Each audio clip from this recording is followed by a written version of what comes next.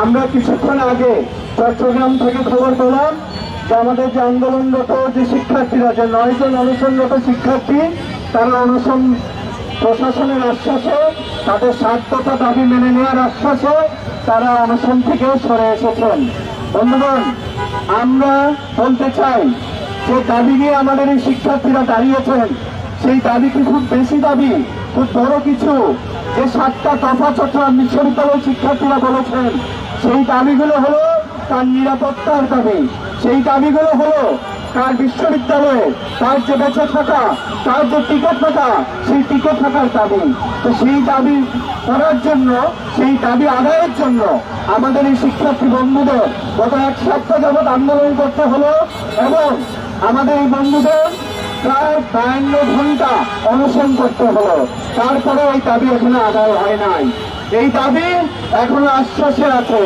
আমরা বলতে কোনো ধরনের মিথ্যা আশ্বাস, কোন ধরনের প্রতারণা আরেকবার যদি হয়, চট্টগ্রাম বিশ্ববিদ্যালয়ে শুধু এই 9 জন শিক্ষার্থী নয়, 27,000 শিক্ষার্থী আপনাদের বিরুদ্ধে দাঁড়াবে।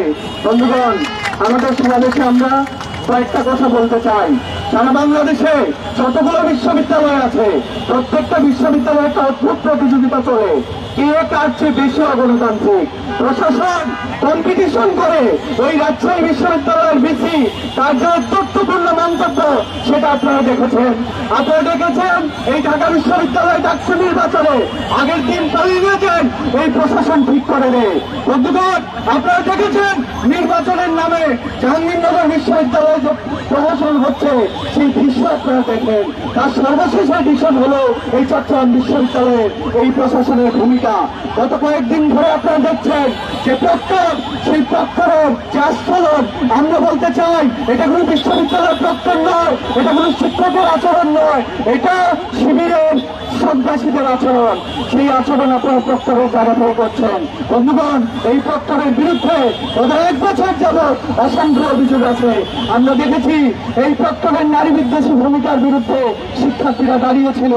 আমরা দেখেছি এই প্রক্টর শিক্ষার্থীদের নিরাপত্তা না দিয়ে একটা বিশেষ দলে, বিশেষ সংগঠনে তার এজেন্ডা বাস্তবায়নে ব্যস্ত ছিল।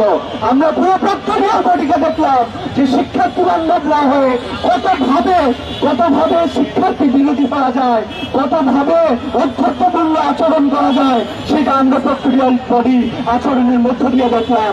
আমরা এগিয়ে এটাও দেখলাম যে ওই নুরুল কালাম প্রক্টরিয়াল বডির সদস্য, তিনি বলছেন তাদের নাকি কোনো বিকল্প নাই। আমরা বলতে চাই, অভ্যুত্থানের আগে শেখ হাসিনা একই কথা বলেছিলেন, তার বিকল্প এসেছে। বন্ধুগণ, আমাদের কথা স্পষ্ট। আমাদের চট্টগ্রাম বিশ্ববিদ্যালয়ের যে 9 জন শিক্ষার্থী, তারা স্পষ্ট করে বলেছেন এই প্রক্টরিয়াল বডি বিশ্ববিদ্যালয়ের দায়িত্ব পালনের কোন এখতিয়ার নাই, কোন নৈতিক ভিত্তি নাই।